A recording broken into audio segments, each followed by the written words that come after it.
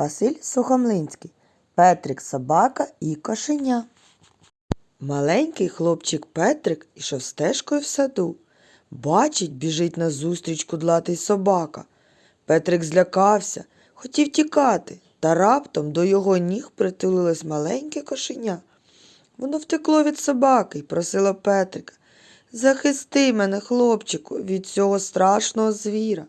Стоїть Петрик, дивиться на кошеня, а воно підняло голівку, жалібно нявчить. Петрикові стало шкода кошеняти. Він узяв його на руки і хоробро пішов собаці назустріч.